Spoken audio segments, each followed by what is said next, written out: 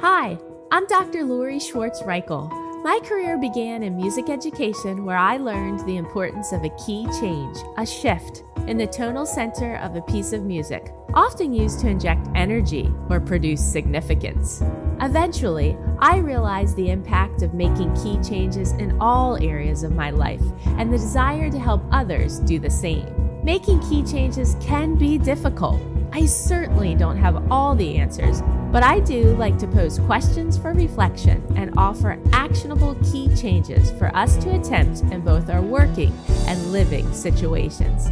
Together, we can unlock our greatest potential in collaboration with those we love, serve, and lead. Let's discover how we can grow together by making key changes. This will be our final episode of 2024. I have consistently aired an episode every week since January 30th, 2024. We have produced 47 episodes in that time frame. I am proud of the work we made and thankful to those who have helped me, encouraged me on this podcasting path, and listened to my show. However, I plan to take the next 2 weeks off to enjoy the holidays and winter break with my family. The show will return on January 7th, 2025, with episode number 48 and a new year filled with podcast content. It is a lot of work to create and produce something of this magnitude. Although you only hear about 10 minutes, it takes hours to create each episode. I formulate an idea of what I want to talk about. I start brainstorming keywords. Then I think about a catchy title. I always try to incorporate the title into the content. I try to make consecutive episodes tie into the same theme for a 5-week stretch. I consider what's happening in my life, in the lives of others, and what I observe on social media or the news. I try to touch on relevant topics that can be applied to our home or work life. I love it. I always wanted to have a podcast. I sat on the idea for years, and then one day I finally said, now is the time. I believe in the show's mission to pose questions for reflection and provide actionable key changes to grow in collaboration with those we love, serve, and lead. And I believe that the show is making a difference in the lives of my active listeners. From the messages I receive from listeners, they too believe they can make key changes to their lives and with those they love, serve, and lead. Believe. It's a word we hear and use a lot during this time of year. What does believe mean? For those of us who are faith-based, we are encouraged to believe in something or someone. I found a few definitions of the word believe in my online dictionary.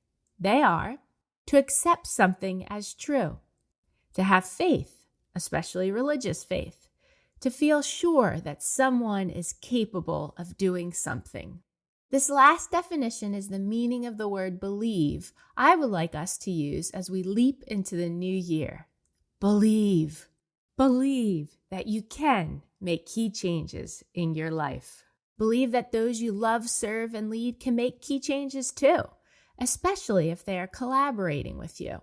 Believe in your children, students, colleagues, clients, friends, or family. Believe in them. Believe in yourself, too.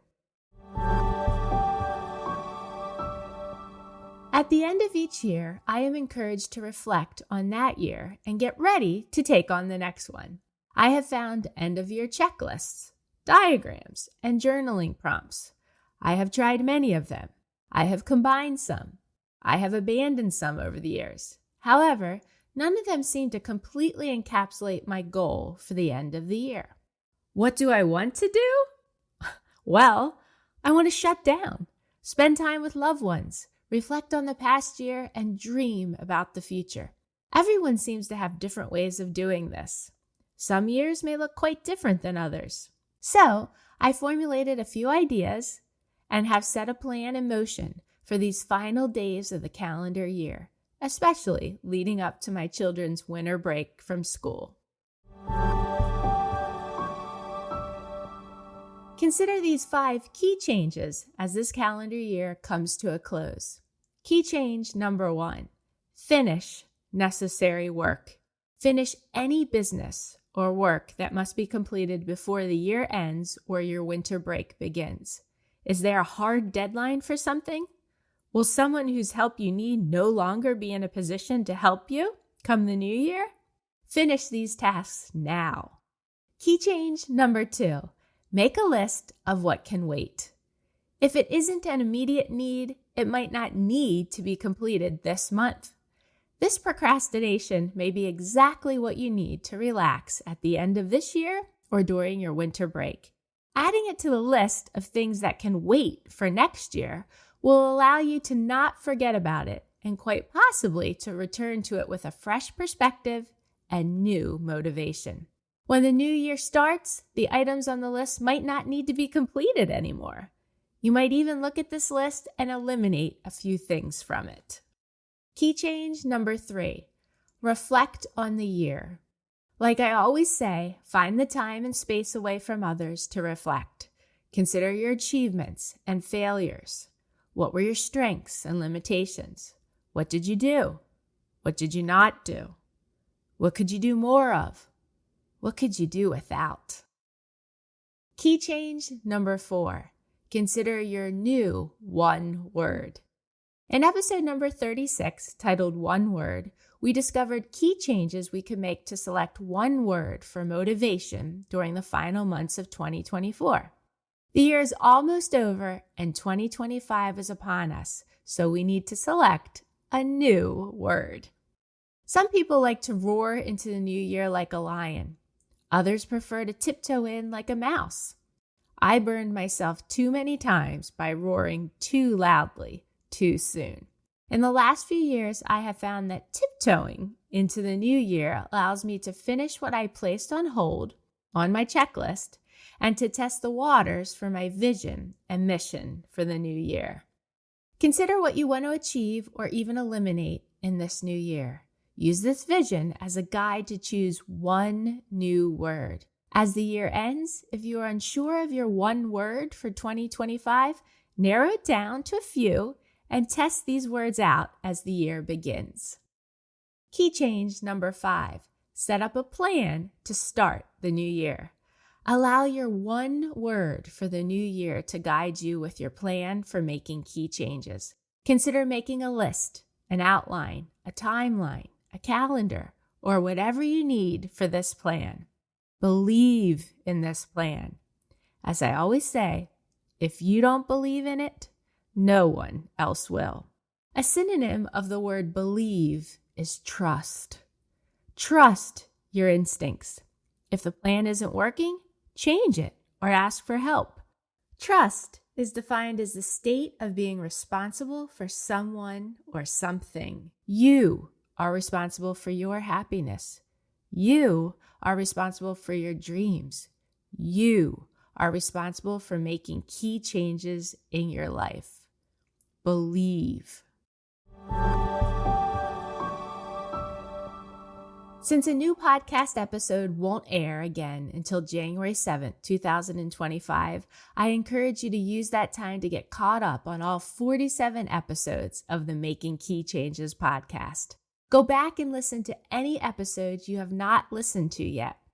Please remember that episodes number 1 through number 9 are the original episodes, and I, along with my producer, were learning a great deal about the recording process, the use of our equipment, what we liked, what listeners liked, what worked well for us to get into a podcasting groove, and so much more. The audio is not the best during these first 9 episodes, but the content is still relevant.